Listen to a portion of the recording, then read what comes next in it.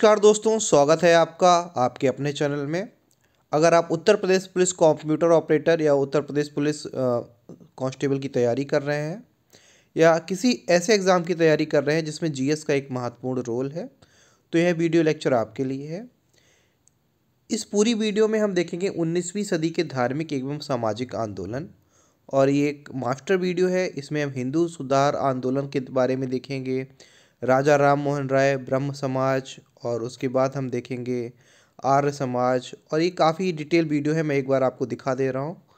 ठीक है, ये नोट्स की फॉर्म में हैंड रिटन नोट्स हैं और बहुत इंपॉर्टेंट है। इसमें आर्य समाज, स्त्री शिक्षा और रामकृष्ण मिशन, बहुत सारी चीज़ें हैं और ये पूरा बहुत इंपॉर्टेंट वीडियो रहेगा। थियोसॉफिकल सोसाइटी और यंग बंगाल आंदोलन, मतलब जितने भी आंदोलन उस समय हुए हैं 19वीं शताब्दी के, तो वो सब इसमें हम लोग कवर करने वाले हैं।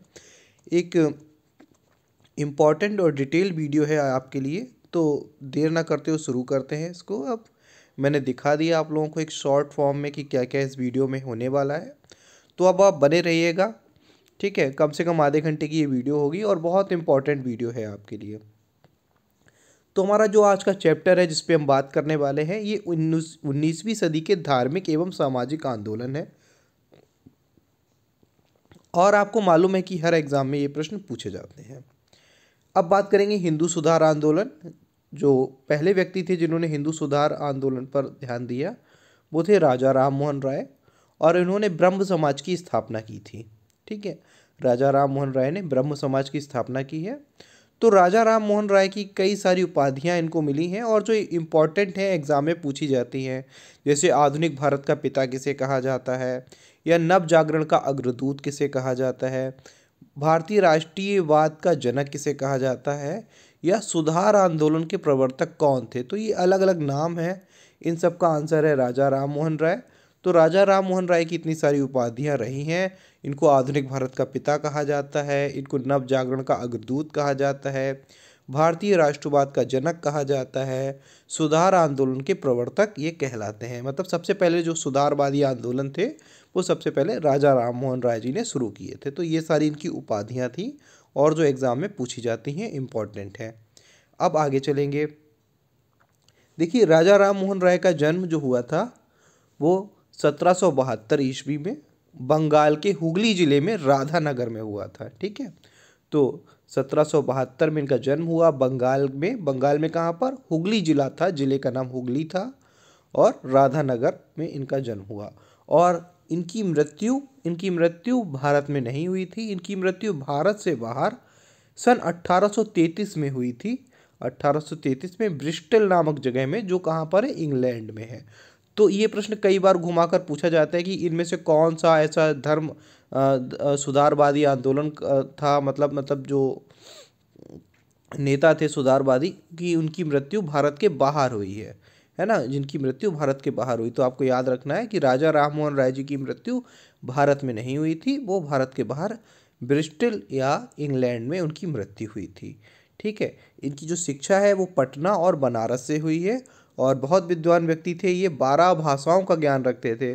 ठीक है, मतलब अरबी और तुर्की, अंग्रेजी, हिंदी, कई सारी भाषाओं का, लगभग 12 भाषाओं का इनको ज्ञान था।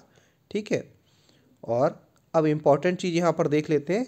इन्होंने 1809 में फ़ारसी भाषा में किताब लिखी थी, फ़ारसी भाषा में किताब लिखी थी जिसका नाम था तूफ़ात उल मुवाहिद्दीन। ठीक है, तूफ़ात उल मुवाहिद्दीन क्या था? मतलब इस किताब में, ये इसका हिंदी का नाम है एकेश्वरवादियों का उपहार, गिफ्ट टू मोनोथिस्ट। मतलब इसमें इन्होंने बताया है कि ईश्वर जो है वो एक है, ईश्वर जो है उसके अलग अलग नाम हो सकते हैं लेकिन ईश्वर एक ही है।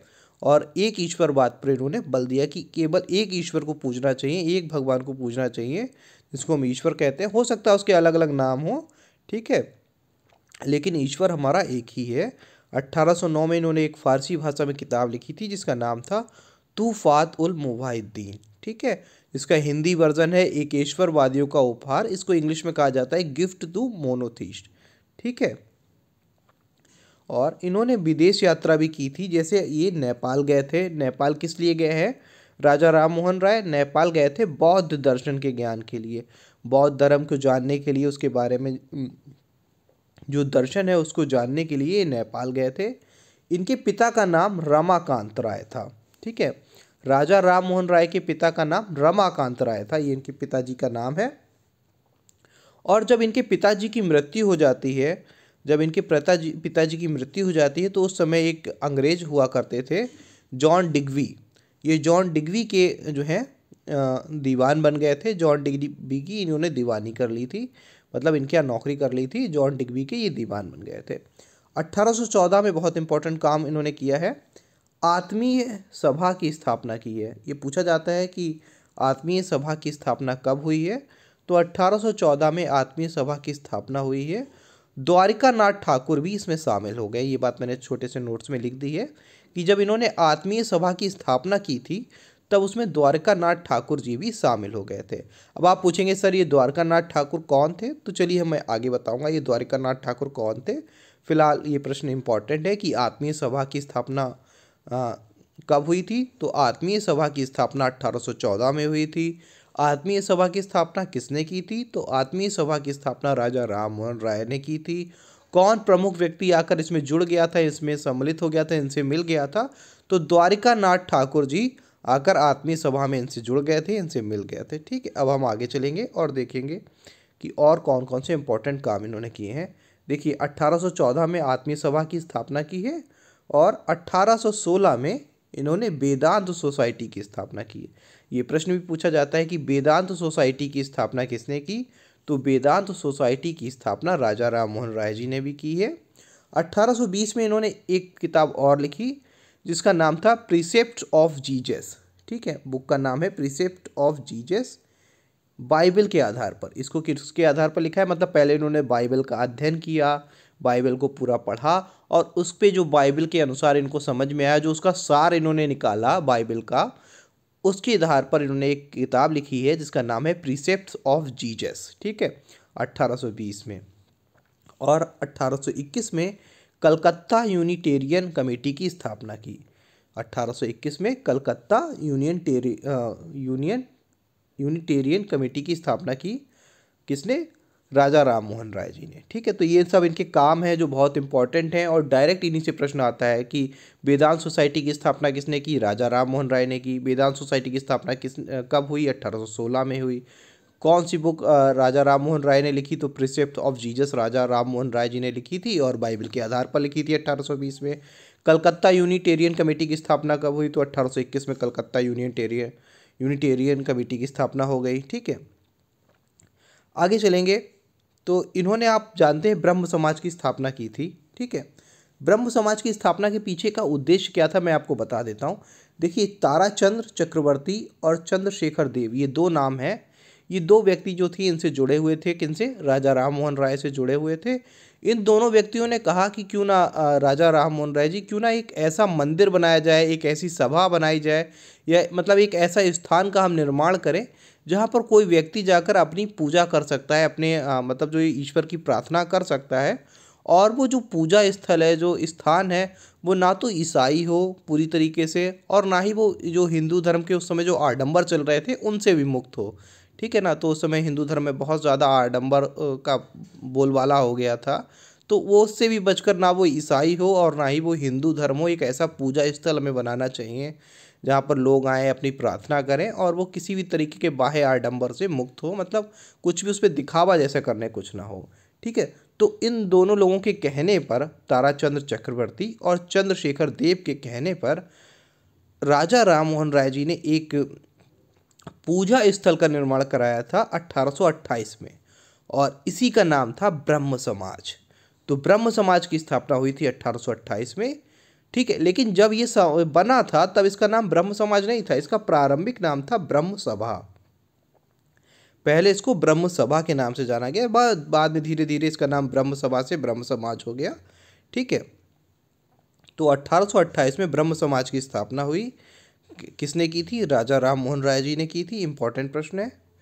ठीक है, आगे चलेंगे। आगे ये देख लेते हैं, एक डच व्यक्ति थे जिनका नाम था डेविड हायर। ठीक है, डेविड हायर एक डच व्यक्ति थे। इनकी सहायता से इन्होंने 1817 में जो है एक कलकत्ता में हिंदू कॉलेज का निर्माण कराया और 1825 में एक वेदांत कॉलेज का निर्माण कराया था कलकत्ता में। ठीक है, तो ये प्रश्न इंपॉर्टेंट है कि कलकत्ता में हिंदू कॉलेज की स्थापना किसने की? राजा राम मोहन राय ने की। किस सन में की? 1817 में की। किसकी सहायता से की? तो डच डेविड हायर की सहायता से इन्होंने इसकी स्थापना की थी। ठीक है, आप जानते हैं कि राजा राम मोहन राय को पत्रकारिता का अग्रदूत कहा जाता है। मतलब भारत में जो सबसे पहले पत्रकारिता का उन्होंने प्रचार किया, सबसे पहले पत्रकारिता को लेकर आए, वो राजा राम मोहन राय थे। ठीक है, तो पत्रकारिता का अग्रदूत की संज्ञा इनको मिली हुई है। 1821 में इन्होंने बंगाली भाषा में एक पत्रिका निकाली थी जिसका नाम था संवाद कैमुदी। ठीक है, संवाद कैमुदी और प्रज्ञा का चांद। ठीक है, तो ये बहुत इंपॉर्टेंट ऐसे आता है कि संवाद कैमुदी किससे संबंधित है। 4 ऑप्शन आपको मिलेंगे, राजा राम मोहन राय और विवेकानंद जी, दयानंद सरस्वती जी, तो आपको टिक करना होगा। ठीक है, तो आप टिक करेंगे। प्रज्ञा का चांद किसकी है? राजा राम मोहन राय की है। 1822 में इन्होंने फारसी भाषा में एक अखबार निकाला जिसका नाम था मिरात उल अखबार। ठीक है, और अंग्रेजी भाषा में एक मैगजीन निकाली थी, ब्रह्म निकल मैगजीन। ये इंपॉर्टेंट है, प्रश्न पूछे जाते हैं। कि मिरात उल अखबार किस भाषा में आता था? तो मिरात उल अखबार फारसी भाषा में आता था। ब्रह्म निकल मैगजीन किस भाषा में आती थी? तो ब्रह्म निकल मैगजीन अंग्रेजी भाषा में आती थी। 1822 में राजा राम मोहन राय ने शुरू की थी। ठीक है, तो संवाद कैमुदी हो गया, प्रज्ञा का चांद हो गया, मिरात उल अखबार हो गया या ब्रह्म निकल मैगजीन हो गया, ये सब राजा राम मोहन राय जी से संबंधित है। ठीक है, आगे चलेंगे। बहुत इंपॉर्टेंट काम इन्होंने किया है।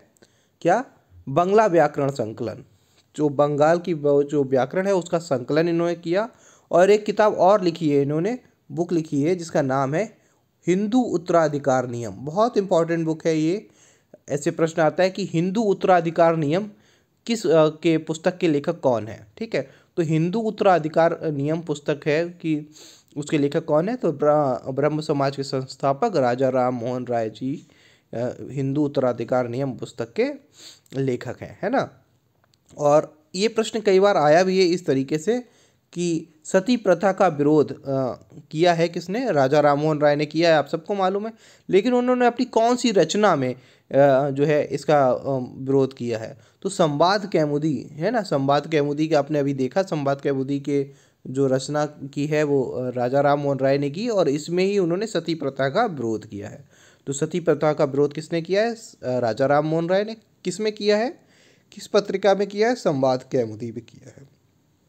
ठीक है, अच्छा, अब आपको मैं ये एक बात बता दूं कि सती प्रथा का विरोध इन्होंने क्यों किया था। देखिए, जब तक कोई चीज़ अपने ऊपर नहीं गुजरती है तब तक उसका दुख हमें पता भी नहीं चलता। ये हकीकत है, सत्य बात है। और इनके परिवार में भी एक महिला को सती होना पड़ा था। ठीक है, उसके बारे में भी हम लोग जिक्र करते हैं, देखते हैं। देखिए, इनके पिता का नाम था रमाकांत। ये इनके पिता हैं, क्या नाम है? रमाकांत। रमाकांत के 2 बेटे थे, एक थे जगमोहन और छोटे बेटे थे राममोहन। बड़े बेटे का नाम है जगमोहन, छोटे बेटे का नाम है राममोहन। ठीक है, तो ये इनके पिता थे। पिता का नाम है रमाकांत और बड़े भाई का नाम है जगमोहन और ये छोटे भाई हैं, मतलब राममोहन रहे हैं। ठीक है, तो उनके 2 बेटे हैं, जगमोहन और राममोहन। जगमोहन की शादी हुई थी अलका मंजरी नाम की स्त्री से। ठीक है, मतलब ये इनकी भाभी हैं। ठीक है, राजा राम मोहन राय की ये भाभी हैं अलका मंजरी। और क्या होता है, जगमोहन जी की जो मृत्यु हो जाती है, जब जगमोहन जी की मृत्यु हो जाती है तो इनकी भाभी को जो है ये अलका मंजरी, इनको सती होना पड़ता है। और जब इनके परिवार में इनकी भाभी जब सती होती है तो इनको बड़ा दुख होता है। क्यों? क्योंकि इनकी जो भाभी होती हैं वो इनको एक पुत्र के समान, एक बेटे के समान प्यार कर रही होती हैं, प्यार करती होती हैं और इनको बड़ा लगाव होता है अपनी भाभी माँ से। तो जब इनकी भाभी माँ को सती होना पड़ता है और ये देखते हैं और ये उस समय कुछ नहीं कर पाते क्योंकि उस समय ये वहाँ मौजूद नहीं होते, तो जब फिर ये ठान लेते हैं कि ये इस प्रथा को मैं बंद करा दूंगा। किसको? ये सती प्रथा का विरोध होना चाहिए।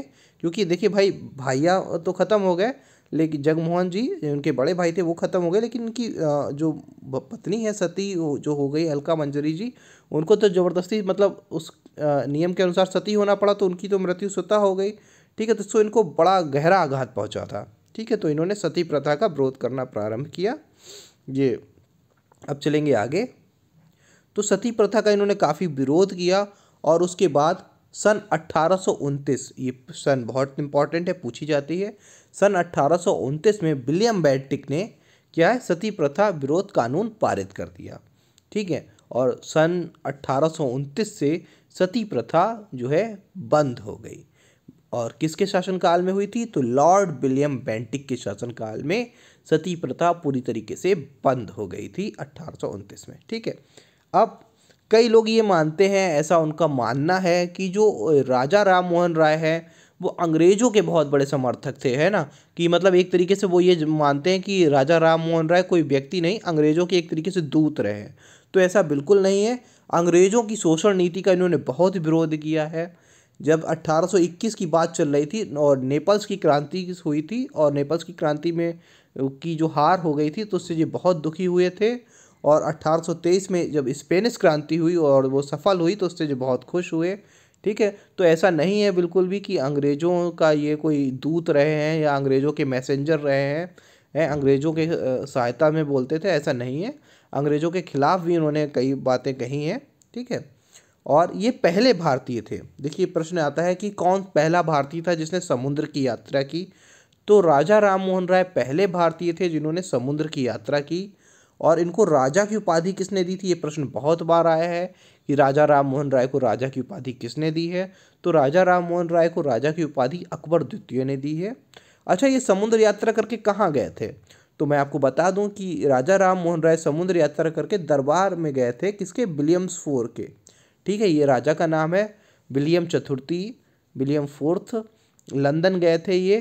ठीक है, राजा की, और क्यों गए थे, अकबर द्वितीय की पेंशन जो है, पेंशन बढ़वाने गए थे। ये मुगल बादशाह हैं अकबर द्वितीय, और इनकी पेंशन को जो है कम कर दी थी अंग्रेजों ने, तो इसको बढ़वाने के लिए ये समुद्र की यात्रा कर कर विलियम के दरबार में पहुंचे थे लंदन में, और वहीं पर इनकी मृत्यु हो जाती है 1833 में। ठीक है, 1833 में ब्रिस्टल नामक जगह पर इंग्लैंड में इनकी मृत्यु हो जाती है, मस्तिष्क ज्वर के कारण, यानी जिसको दिमागी बुखार कहा जाता है, उसके कारण इनकी मृत्यु हो जाती है। ठीक है, सुभाष चंद्र बोस ने इनको युग दूत की उपाधि दी थी, बहुत इंपॉर्टेंट है। सुभाष चंद्र बोस जी ने इनको युग दूत कहा था। ठीक है, और ब्रह्म समाज का प्रन्यासकरण पत्र जो है 1830 में लिखा गया। मतलब मैं इसके बारे में बता दूं आपको, ये क्या है पत्र, ये पत्र ये है कि जब राजा राम मोहन राय जी नहीं रहेंगे, तब जो ब्रह्म समाज है उसका उत्तराधिकारी कौन होगा, कौन इस समाज को आगे बढ़ाएगा, है ना। तो ये 1830 में इन्होंने लिखा था, राजा राम मोहन राय ने ही लिखा है। तो इसमें इसमें इन्होंने संचालक नियुक्त किया था। अब इन्होंने दो लोगों को संचालक नियुक्त किया है अपने इस पत्र में, द्वारिकानाथ टैगोर और रामचंद्र विद्याभगीश को। इन्होंने कहा कि जब मैं नहीं रहूँगा तो मेरे बाद जो ब्रह्म समाज है उसका संचालन दो व्यक्ति करेंगे, द्वारिकानाथ टैगोर और रामचंद्र विद्याभगीश। ठीक है, अब आगे चलेंगे और देखेंगे, अब अगले पॉइंट पे हम देखेंगे ब्रह्म समाज का विस्तार। ठीक है, ब्रह्म समाज कैसे कैसे आगे बढ़ता है, क्या क्या इंपॉर्टेंट चीज़ें होती हैं, परीक्षा की दृष्टि से क्या क्या उपयोगी है, और बिल्कुल सरल और सटीक भाषा में मैं आपको बताता चलूँगा। ये नोट्स की फॉर्म में है, आपको ऐसे ही नोट्स मिल जाएंगे, इनकी PDF मैं शेयर कर दूंगा, और बहुत इंपॉर्टेंट है आपके लिए। ठीक है, चलिए देर ना करते हुए शुरू करते हैं ब्रह्म समाज का विस्तार। उम्मीद करता हूँ इतना मैंने अभी आप तक बोला है वो आपको समझ में आया होगा बहुत अच्छे से। चलिए अब देखते हैं ब्रह्म समाज का विस्तार। तो ब्रह्म समाज का विस्तार में हम देखेंगे, राजा राम मोहन राय सबसे पहले ब्रह्म समाज की स्थापना की थी, और उसके बाद इन्होंने, जो राजा राम मोहन के राय के बाद में इसका संचालन दो लोगों के व्यक्तियों के हाथ में आया, द्वारिकानाथ टैगोर और रामचंद्र विद्याभगीश। अब आप पूछेंगे कि ये द्वारिकानाथ टैगोर कौन है सर, तो ये रविंद्रनाथ के पितामह हैं। कौन है, रविंद्रनाथ टैगोर के पितामह, जिन्होंने, रविंद्रनाथ टैगोर को आप जानते होंगे, जिन्होंने, ठीक है, तो उनके पितामह का मतलब है ग्रैंडफादर। ठीक है, तो ये रविंद्रनाथ टैगोर के ग्रैंडफादर रहे हैं द्वारिकानाथ टैगोर। ठीक है, अब इसके बाद द्वारिकानाथ टैगोर और रामचंद्र विद्याभगीश के बाद ब्रह्म जो समाज है, ब्रह्म समाज का संचालन आया इनके पुत्र द्वारिकानाथ टैगोर के पुत्र देवेंद्रनाथ टैगोर के हाथ में। ठीक है, देवेंद्रनाथ टैगोर ने कुछ इंपॉर्टेंट काम किए हैं, उनको हम देख लेते हैं। देवेंद्रनाथ टैगोर ने पहला काम किया क्या है, कलकत्ता के जोरास्की में कलकत्ता में एक जोरास्की में तत्वरंजनी सभा की स्थापना की है। बाद में से तत्वबोधिनी सभा कहा जाने लगा और एक बंगाली भाषा में पत्रिका निकाली, तत्वबोधिनी पत्रिका। और 1840 में एक तत्वबोधिनी स्कूल इन्होंने जो है स्थापित किया, खोला। और उसमें जो शिक्षक थे, तत्वबोधिनी स्कूल में जो शिक्षक थे पहले, वो उनका नाम था अक्षय कुमार दत्त। ये इम्पोर्टेंट है।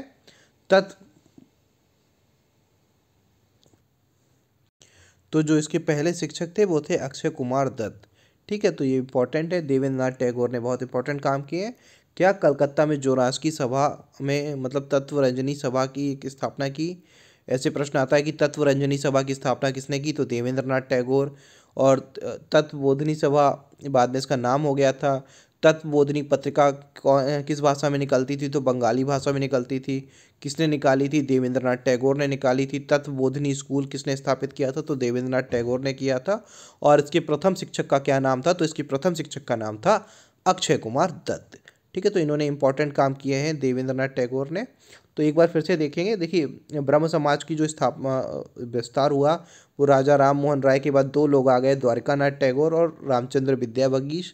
ठीक है, और उसके बाद आगे चलेंगे तो द्वारकानाथ टैगोर के पुत्र ये रहे देवेंद्रनाथ टैगोर, इनके हाथ में इसका संचालन आ गया और इन्होंने इतने इंपॉर्टेंट काम किए आपके सामने दिख रहे हैं। रंजनी सभा, तत्वबोधिनी सभा और तत्वबोधिनी पत्रिका और स्कूल, ये सब तत्वबोधिनी के नाम से हैं, तो आपको याद करना आसान रहेगा। उसके बाद क्या होता है, देवेंद्रनाथ टैगोर उस समय एक व्यक्ति हुआ करते थे, केशव चंद्र सेन। उनको अपनी इसके बारे में मतलब अपना जो कार्यभार है वो उनको सौंप कर चले जाते हैं कि अब आप जो है अब आप ब्रह्म समाज को आप देखेंगे। ठीक है, तो 1857 में जब की बात है, 1857 की क्रांति भी हम लोगों ने देखी है। 1857 में ये इनको आचार्य नियुक्त कर देते हैं कि अब आप जो है अब आपके हाथ में रहेगा ब्रह्म समाज का पूरा संचालन। किसके हाथ में, केशव चंद्र सेन के हाथ में।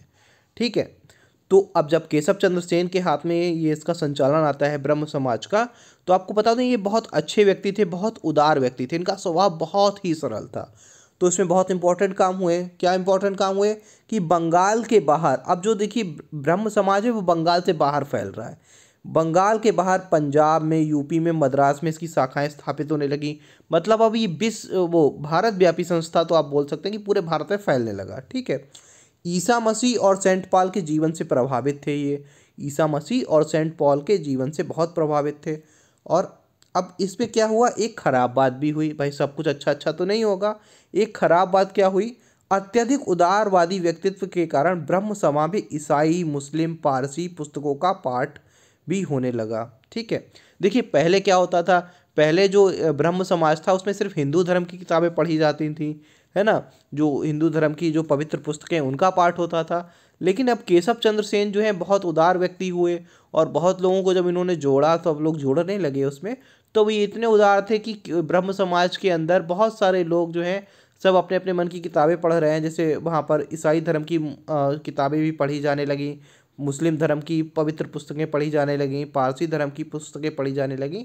तो ये बात देवेंद्रनाथ टैगोर को अच्छी नहीं लगी और इस बात से देवेंद्रनाथ टैगोर और केशव चंद्र सेन में टकराव हो गया और 1865 में ब्रह्म समाज की पहली फूट पड़ी। ये बहुत इंपॉर्टेंट है।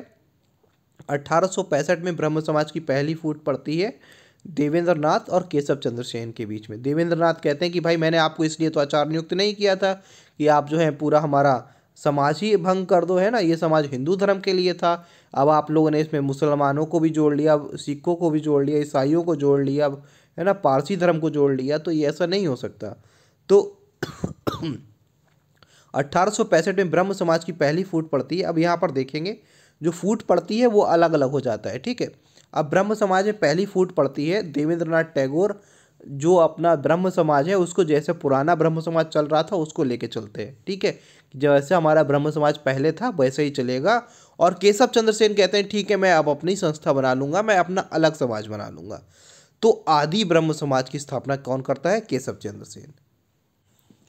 तो यहाँ पर आदि ब्रह्म समाज की स्थापना किसके द्वारा की जाती है, केशव चंद्र सेन के द्वारा। एक होता है ब्रह्म समाज पुराना जैसे चल रहा था, आदि मतलब नया।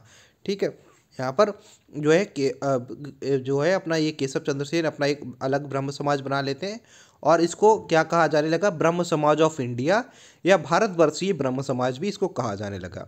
प्रश्न इस तरीके से पूछा जाता है मित्रों कि आदि ब्रह्म समाज की स्थापना किसने की। तो बहुत से लोग कंफ्यूज हो जाते हैं, वो समझते हैं ब्रह्म समाज से लेकर इसको जोड़ लेते हैं और कह देते हैं कि राजा राम मोहन राय ने, लेकिन नहीं, आदि ब्रह्म समाज की स्थापना केशव चंद्र सेन ने की थी।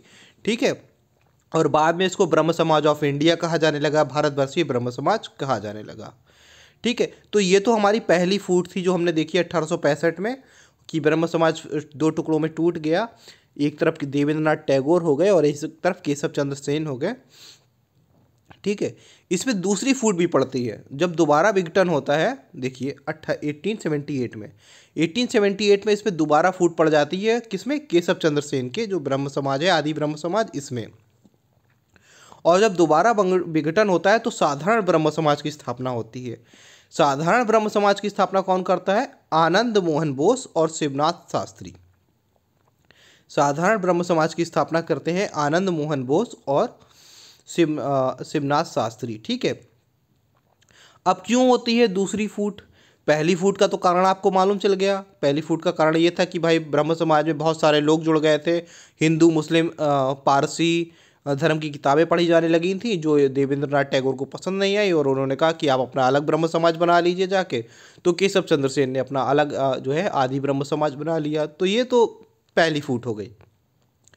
1878 पे दूसरी फूट पड़ती है आदि ब्रह्म समाज में, केशव चंद्र सेन के आदि ब्रह्म समाज में। वो क्या कारण होता है, केशव चंद्र सेन अपनी बेटी का विवाह कर देते हैं, बाल विवाह।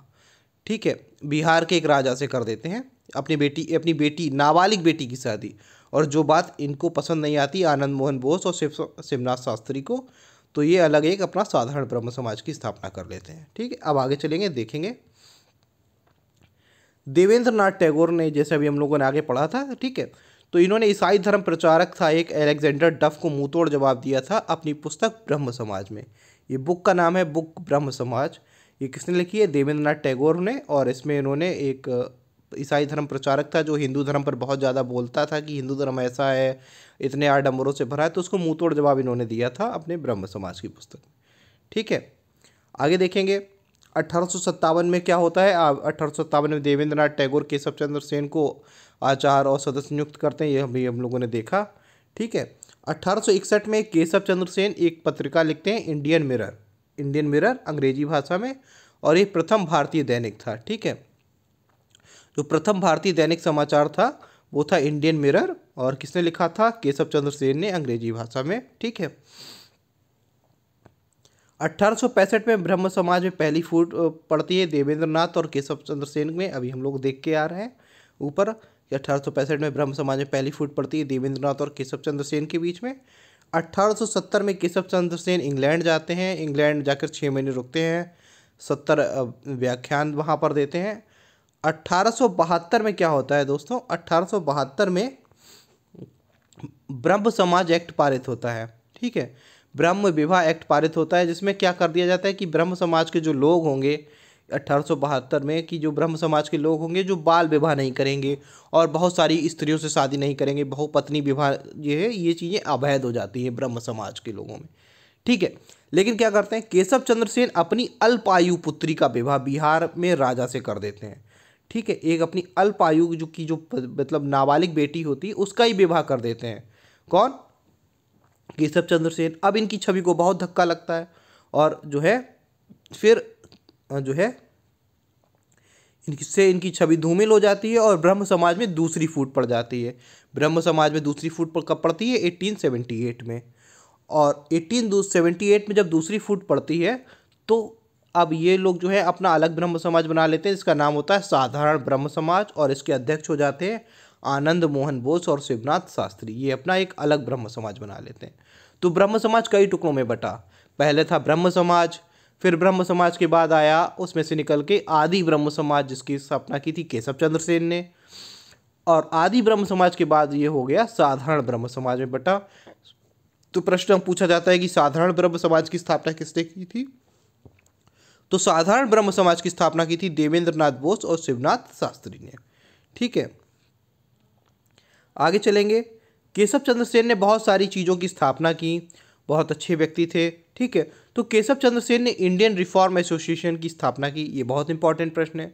ये इंपॉर्टेंट जो टॉपिक है, मतलब पॉइंट्स हैं, ये मैंने ऐसे ही लिखे हैं और ये ऐसे ही पूछे जाते हैं कि इंडियन रिफॉर्म एसोसिएशन की स्थापना किसने की? केशव चंद्र सेन ने।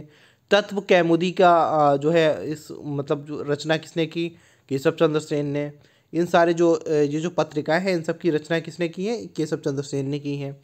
तत्व कौमुदी की रचना केशव चंद्र सेन ने की। ब्रह्म जनमत की रचना किसने की? केशव चंद्र सेन ने। इंडियन मैसेंजर संजीवनी की स्थापना किसने की? केशव चंद्र सेन ने। नव भारत की रचना किसने की? केशव चंद्र सेन ने। मॉडर्न रिव्यू किसने लिखा? केशव चंद्र सेन। प्रवेश नाम की पत्रिका किसने लिखी? केशव चंद्र सेन ने। तो जितनी भी ये पत्रिकाएं पत्र हैं, ये सब केशव चंद्र सेन द्वारा लिखे हुए हैं। केशव चंद्र सेन की मृत्यु 1884 में हो जाती है, ठीक है। और केशव चंद्र सेन की जब मृत्यु होती है 1884 में, तो इनकी मृत्यु पर एक मैक्स मूलर अंग्रेजी जो है विद्वान है, वो कहते हैं भारत ने अपना श्रेष्ठतम पुत्र यानी सबसे अच्छा पुत्र खो दिया। तो प्रश्न इस तरीके से पूछा जाता है कि किसकी मृत्यु पर ये मैक्स मूलर ये कहता है कि भारत ने अपना श्रेष्ठतम पुत्र खो दिया? तो आंसर है केशव चंद्र सेन।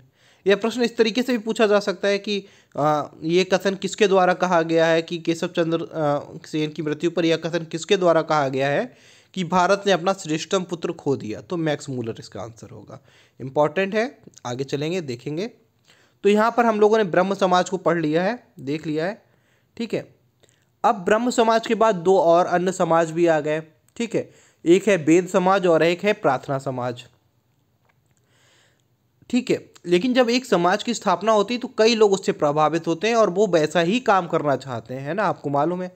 अब देखिए केशव चंद्र सेन की बहुत जिक्र अभी हम लोगों ने देखा है ब्रह्म समाज के ऊपर कि ब्रह्म समाज में इन्होंने इतना काम किया है। तो ब्रह्म समाज से प्रभावित होकर, मतलब केशव चंद्र सेन से प्रभावित होकर दो समाजों का जो है निर्माण होता है। एक है वेद समाज और एक है प्रार्थना समाज। दोनों को हम पैरेलल में देखेंगे इस तरीके से।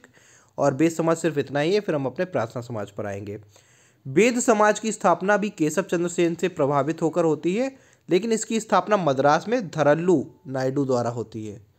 कौन करता है वेद समाज की स्थापना? मद्रास में धरल्लू नायडू। और इसको दक्षिण भारत का ब्रह्म समाज कहा जाता है। तो प्रश्न आता है कि दक्षिण भारत का ब्रह्म समाज किसे कहा जाता है? तो वेद समाज को दक्षिण भारत का ब्रह्म समाज कहा जाता है। वेद समाज की स्थापना किससे प्रभावित होकर की गई थी? केशव चंद्र सेन से प्रभावित होकर की गई थी। प्रार्थना समाज की स्थापना भी केशव चंद्र सेन से प्रभावित होकर की गई थी, लेकिन प्रार्थना समाज की स्थापना बंबई में हुई है। प्रार्थना समाज की स्थापना कहाँ हुई है? बंबई में। और वेद समाज की स्थापना कहाँ पर हुई है? मद्रास में हुई है। प्रार्थना समाज के जो संस्थापक हैं उनका नाम है आत्मारंग पांडुरंग। प्रार्थना समाज के संस्थापक का क्या नाम है? आत्मारंग पांडुरंग। और इनके मुख्य सहयोगी थे एम.जी. रानाडे यानी महादेव गोविंद रानाडे, ठीक है। तो अब हम लोग पढ़ चुके हैं ब्रह्म समाज हम लोगों ने देख लिया, वेद समाज देख लिया। वेद समाज में सिर्फ इतना ही है कि स्थापना किसने की और दक्षिण भारत का इसको ब्रह्म समाज कहा जाता है। प्रार्थना समाज की ओर देखेंगे। प्रार्थना समाज की स्थापना आत्मारंग पांडुरंग ने की थी और एम.जी. रानाडे महादेव गोविंद रानाडे इसके मुख्य सहयोगी रहे हैं और बम्बई में इनकी स्थापना हुई है। एम.जी. रानाडे ने एक सार्वजनिक समाज की स्थापना भी की थी, सार्वजनिक समाज की स्थापना, ठीक है। ये किसकी स्थापना किसने की थी? एम.जी. रानाडे ने की थी। एम.जी. रानाडे को यानी महादेव गोविंद रानाडे को महाराष्ट्र का सुकरात भी कहा जाता है। इन्होंने कई और सारे काम भी किए हैं, जैसे दलित जाति मंडल की स्थापना, समाज सेवा संघ की स्थापना, दक्षिण शिक्षा सभा, दक्षिण एजुकेशन सोसाइटी की स्थापना की, जिससे बाद में पूना फर्ग्यूसन कॉलेज की स्थापना हुई। रानाडे पश्चिम भारत में सांस्कृतिक पुनर्जागरण के अग्रदूत कहे जाते हैं, है ना। तो ये जो प्रार्थना समाज की स्थापना आत्मारंग पांडुरंग ने की थी, इनके जो सहयोगी थे एम.जी. रानाडे, उन्होंने भी काफ़ी काम किया है यहाँ पर। और फिर आगे देखेंगे विडो री मैरिज एसोसिएशन का गठन, ठीक है। तो ध्रुवो केशव करवे करके ये जो है इनके सहयोगी रहे हैं। इन्होंने विधवा आश्रम संघ की स्थापना की है पूना में। 1916 में बम्बई में प्रथम जो है भारतीय महिला विश्वविद्यालय की स्थापना किसने की? ध्रुवो केशव करवे ने, ठीक है। एम.जी. रानाडे ने एक बुक लिखी है, एक आस्तिक की धर्म में आस्था। ये इंपॉर्टेंट प्रश्न है कि एम.जी. राना एक आस्तिक की धर्म में आस्था पुस्तक किसने लिखी है? तो एम.जी. रानाडे ने एक बुक लिखी है जिसका नाम है एक आस्तिक की धर्म में आस्था। ठीक है, किसने लिखी है? एमजी रानाडे ने। आगे देखेंगे, ये प्रश्न काफ़ी बार पूछा जाता है कि गांधी जी के राजनीतिक गुरु कौन थे? तो गोपाल कृष्ण गोखले थे। गोपाल कृष्ण गोखले के राजनीतिक गुरु कौन थे? तो एमजी रानाडे थे। तो मैंने यहाँ पर इस तरीके से इसको दिखा दिया है, ये फिगर के फॉर्म में आप देख सकते हैं कि गांधी जी के राजनीतिक गुरु कौन है? तो गांधी जी के गुरु गोपाल कृष्ण गोखले। गोपाल कृष्ण गोखले के गुरु कौन है? एमजी रानाडे। तो इसको आप देख सकते हैं ऐसे, ठीक है, नीचे से ऊपर की तरफ, बहुत अच्छा है। आगे देख लेते हैं प्रांत समाज का विस्तार, मतलब कहाँ कहाँ पर हुआ। जिसे इस तरीके से प्रश्न आ जाता है कि दक्षिण भारत में प्रार्थना समाज का जो विस्तार किसने किया था, पश्चिम में भारत में प्रार्थना समाज का विस्तार किसने किया था, या पंजाब में प्रार्थना समाज का मुख्य नेता कौन था। तो ये सब इंपॉर्टेंट प्रश्न हैं, कहीं ना कहीं आए हुए हैं, इसलिए मैंने इनको यहाँ पर नोट किया है। ठीक है, आप लोगों के लिए लेके आया हूँ। प्रार्थना समाज का विस्तार दक्षिण भारत में वीर संगलिंगम ने किया था। पश्चिम भारत में इसमें एमजी रानाडे और आत्मारंग पांडुरंग जुड़े हुए थे, और पंजाब में इसको फैलाया है दयाल सिंह ने। ठीक है, तो ये इंपॉर्टेंट है। प्रार्थना समाज का विस्तार दक्षिण भारत में वीर संगलिंगम ने, पश्चिम भारत में आत्मारंग पांडुरंग एमजी रानाडे ने, और पंजाब में दयाल सिंह ने किया है। आगे चलेंगे हम लोग। ठीक है, तो यहाँ पर हमारा प्रार्थना समाज खत्म होता है और नया समाज की स्थापना अब हम लोग पढ़ने जा रहे हैं, आर्य समाज। ये भी बहुत इंपॉर्टेंट है, आर्य समाज। आर्य समाज की स्थापना अब हम लोग यहाँ पर देखेंगे। ठीक है, उम्मीद करता हूँ ऊपर की जितनी भी चीज़ें हैं आपको समझ में आई होंगी, धीरे धीरे आप समझ रहे होंगे। और अगर आपको लगता है कि वीडियो लंबा होने जा रहा है तो कोई बात नहीं, ये मास्टर वीडियो है, आप इसको एक दो बार देखेंगे तो आपको याद हो जाएगा। आर्य समाज की स्थापना जो है, संस्थापक थे इसके स्वामी दयानंद सरस्वती। ठीक है, आर्य समाज की स्थापना किसने की? तो आर्य समाज की स्थापना स्वामी दयानंद ने की थी। इनके जो जन्म था वो 1824 ईस्वी में हुआ था। 1824 में कहाँ पर हुआ था? गुजरात में हुआ था, मोरावी रियासत टंकारा में, जिला राजकोट, ठीक है। और इनका मूल नाम, जो बचपन का नाम था, वो था मूल शंकर। स्वामी दयानंद जी के बचपन का नाम काफ़ी बार एग्जाम में पूछा गया है। स्वामी दयानंद जी के बचपन का नाम मूल शंकर था। अच्छा, मूल शंकर जी के जीवन में एक बहुत बड़ी घटना हुई। क्या हुआ? एक दिन ये मंदिर में गए थे पूजा करने, तो शिवलिंग के ऊपर जो चूहे थे वो खाद्य सामग्री का दृश्य इन्होंने देखा। मतलब चूहे जो थे वो कुछ प्रसाद वगैरह, वहाँ पर मिठाइयाँ रखी हुई थी शिवलिंग के ऊपर, और जो चूहे वो उनको दौड़ दौड़ कर खा रहे थे, मतलब उछल कूद कर रहे थे। तो इसको देखकर ये थोड़ा सा प्रभावित हो गए और इन्होंने सोचा कि जो ईश्वर है वो, मतलब जो मूर्तियाँ हैं उनमें ईश्वर नहीं है, और हमें जो है सत्य ईश्वर की खोज करनी चाहिए। इस तरीके से इन्होंने मूर्तिवाद के विरुद्ध हो गए थे कि भाई जो चूहे हैं वो ही जब ईश्वर के सामने से मिठाइयाँ लेके जा रहे हैं और ईश्वर कुछ नहीं कर पा रहा, तो इस तरीके से ये मतलब काफ़ी प्रभावित हो गए थे बचपन में। स्वामी जी जो है, स्वामी पूर्णानंद से इन्होंने फिर दीक्षा ली आगे चलकर, और ये स्वामी दयानंद कहलाए। ठीक है, स्वामी पूर्णानंद जी से इन्होंने दीक्षा ली, और ये जो है मूल शंकर जी अब स्वामी दयानंद सरस्वती बन गए। ठीक है, मथुरा में इनकी मुलाकात होती है बिरजानंद स्वामी से। बिरजानंद स्वामी से ये वेदों की दार्शनिक व्याख्या का ज्ञान प्राप्त करते हैं, मतलब वेदों की समझ का ज्ञान प्राप्त करते हैं। किससे? बिरजानंद स्वामी से। ठीक है, और फिर आगे सन 1867 में हरिद्वार में पाखंड खंडनी पताका हरिद्वार में पाखंड खंडनी पताका स्थापित करते हैं। मतलब किसी भी तरीके के आडंबर जो है इसका विरोध करते हैं कि हिंदू धर्म में कोई कौन कौन से आडंबर है और उनको कैसे कैसे ख़त्म करना है। तो पाखंड खंडनी पताका की स्थापना हरिद्वार में कौन करता है? तो कौन करता है? स्वामी दयानंद जी करते हैं। ठीक है, और कहाँ करते हैं? हरिद्वार में।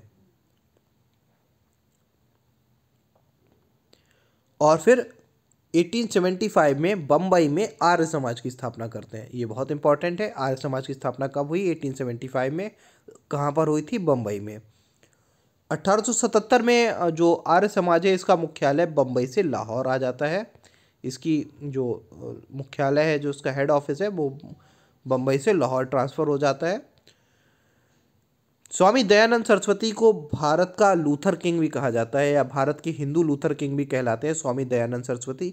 और इनका जो एक नारा है, पुनः वेदों की ओर लौटो, बहुत इंपॉर्टेंट है, कई बार एग्जाम में आया है। पुनः वेदों की ओर लौटो जो है वो नारा किसने दिया? तो पुनः वेदों की ओर लौटो जो नारा है वो स्वामी दयानंद ने दिया। और इसको थोड़ा सा सुधार करते हुए अरविंद घोष जी ने एक कथन कहा था कि पुनः वेदों की ओर लौटना है, ना कि वैदिक काल की ओर। मतलब हमें वेदों की ओर तो जाना है, जो वेद कह रहे हैं वैसा काम तो करना है, लेकिन उतना भी पिछड़ा नहीं हो जाना है कि वैदिक काल जैसा पिछड़ा हो जाए, वैसी हमारी सोच हो जाए। तो अरविंद घोष ने इसको थोड़ा सा सुधार कर कहा था कि पुनः वेदों की ओर चलो, ना कि वैदिक काल की ओर। ठीक है।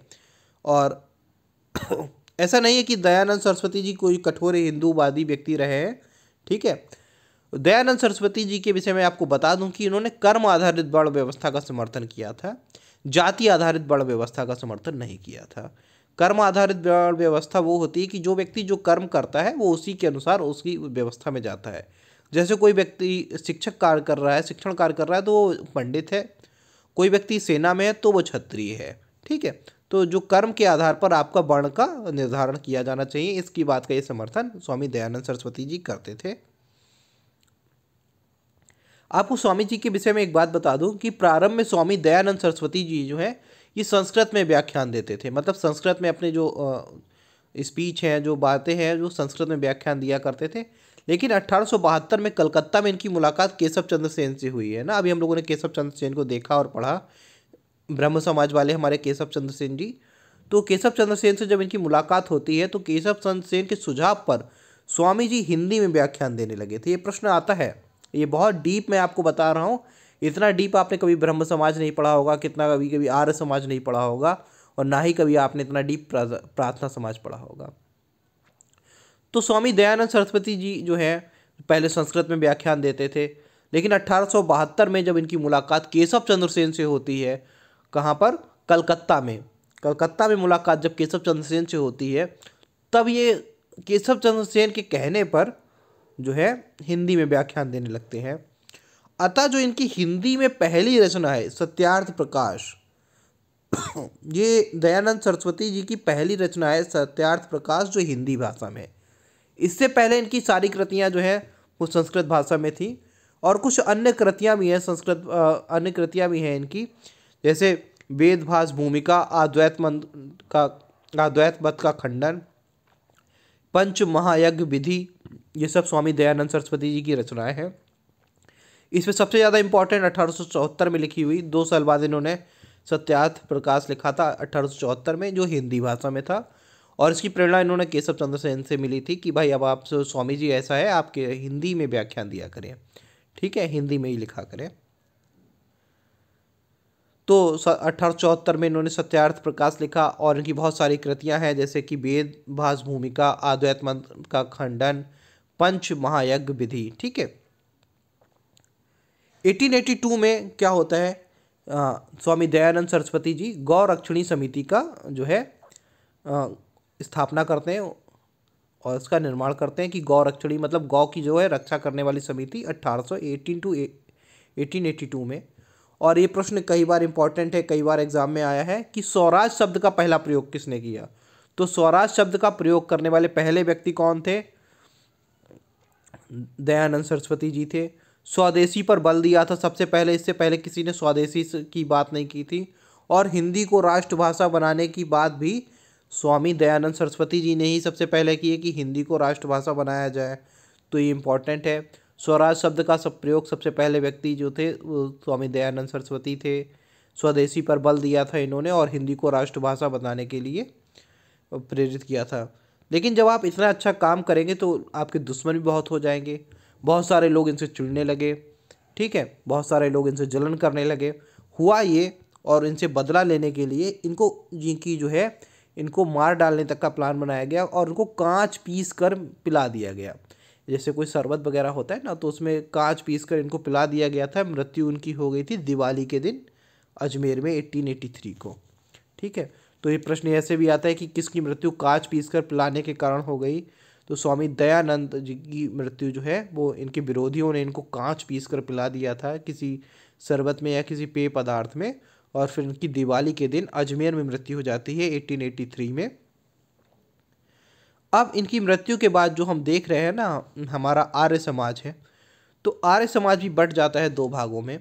देखिए, दयानंद सरस्वती जी की मृत्यु हो जाती है, और फिर आर्य समाज में विभाजन हो जाता है। विभाजन का आधार होता है शिक्षा किस भाषा में दी जाए। देखिए, जो हमारे स्वामी अंग्रेजी भाषा में शिक्षा के समर्थक होते हैं वो तो होते हैं लाला हंसराज जी और स्वामी श्रद्धानंद जी। में विवाद हो जाता है। लाला हंसराज कहते हैं कि अब जो शिक्षा है वो अंग्रेजी भाषा में दी जानी चाहिए। स्वामी श्रद्धानंद जी कहते हैं कि नहीं, प्राचीन जो हिंदी, संस्कृत और हिंदी भाषा है उसमें ही शिक्षा को दिया जाना चाहिए आर्य समाज के अंदर।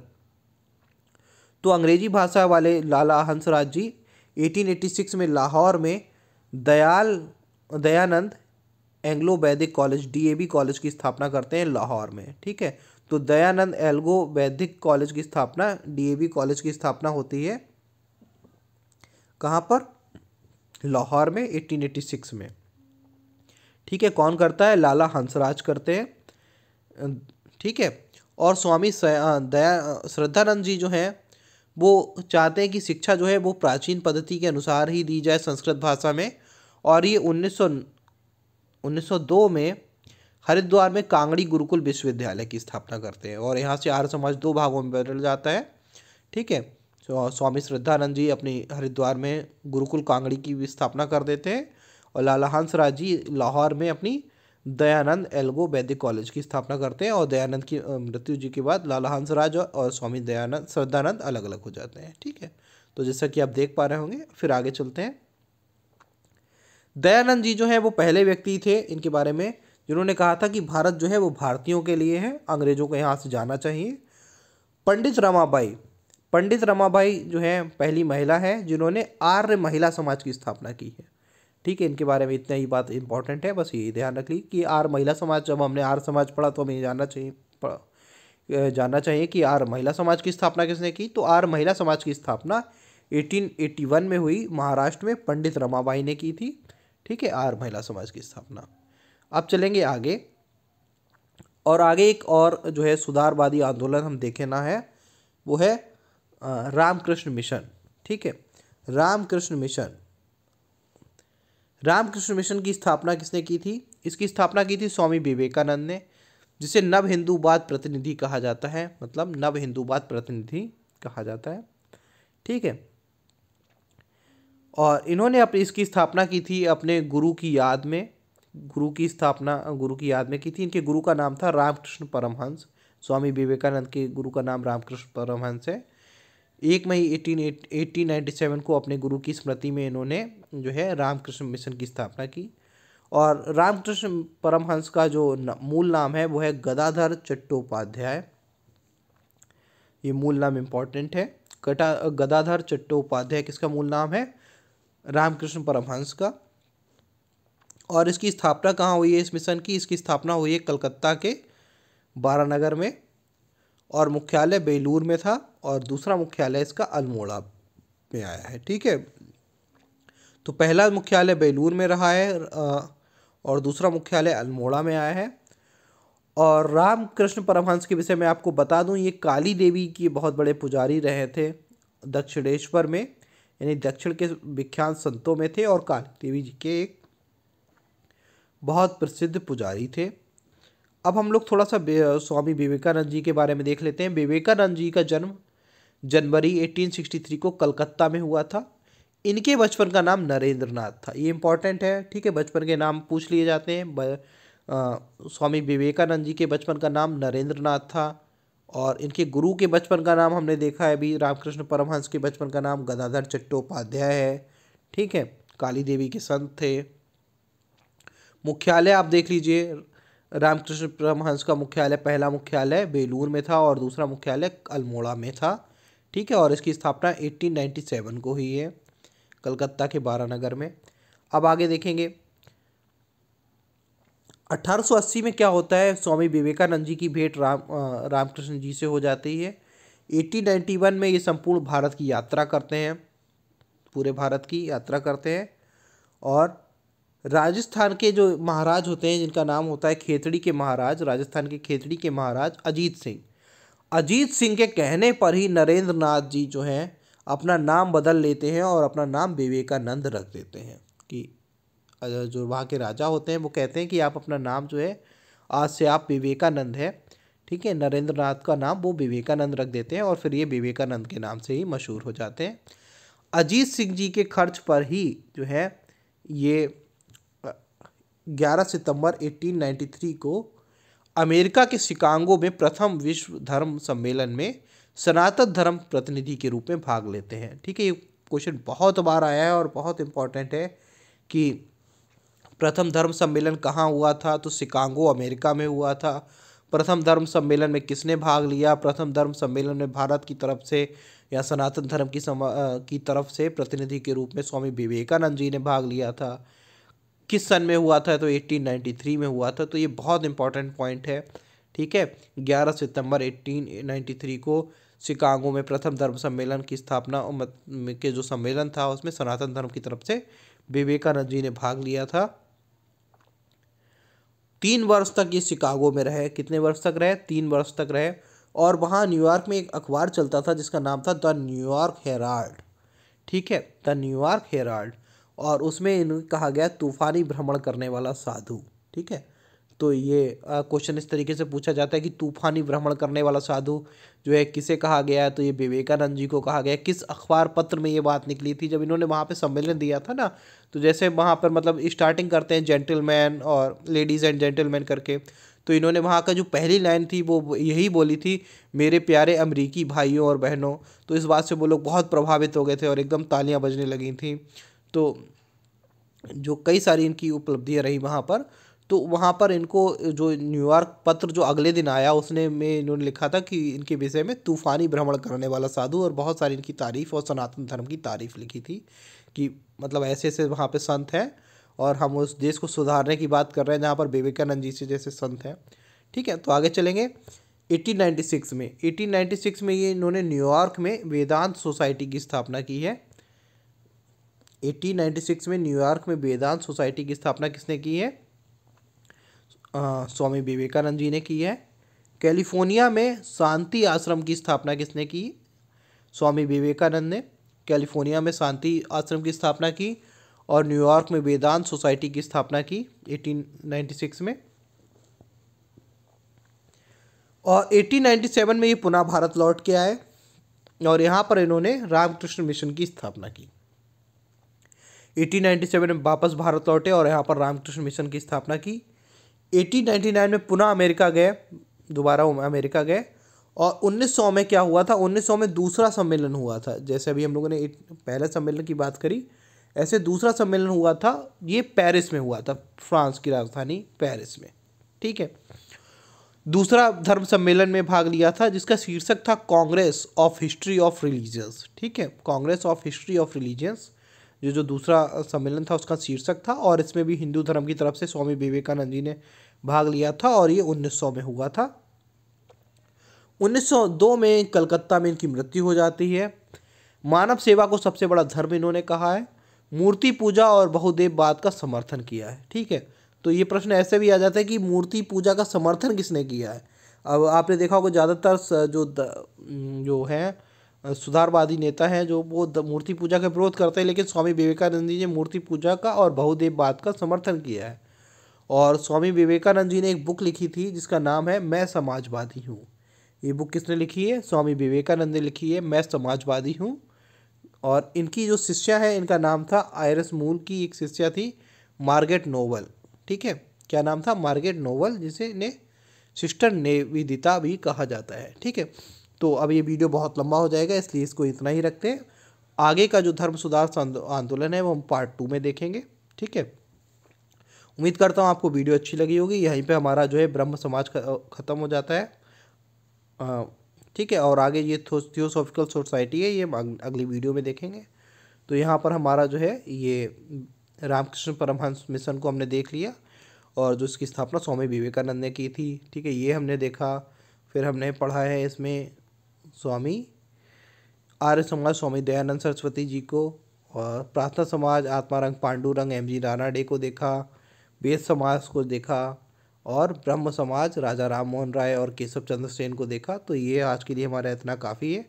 जल्दी मिलते हैं किसी अन्य वीडियो में, तब तक के लिए जय हिंद, जय भारत। उम्मीद करता हूँ आपको वीडियो पसंद आई होगी। प्लीज़ अगर अच्छी लगे तो लाइक करिएगा और शेयर एंड सब्सक्राइब कीजिएगा।